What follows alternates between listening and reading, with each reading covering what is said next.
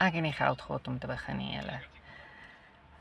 En dit is een van die redes hoekom dit so lank gevat het vir my om hierdie program in die hande te kry.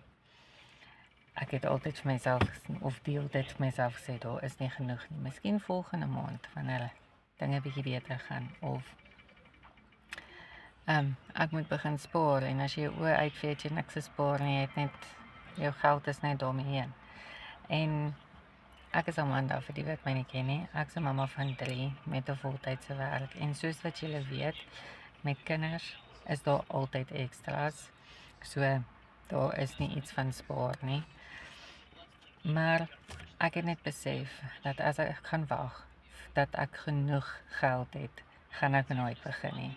En ek gaan nooit 'n verskil kan maak en begin bou aan iets wat saak maak nie. En ek het uiteindelik die geld bymekaar gekry om my plan te koop. So as jy daai mamma is wat dink dit is onmoontlik, daar is altyd 'n manier, daar is altyd 'n uitweg.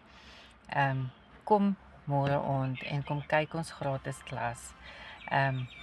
En kyk waaroor dit gaan. Dis môre aand 7 uur. Sit net klasie in die comments. Ek stuur vir jou die link.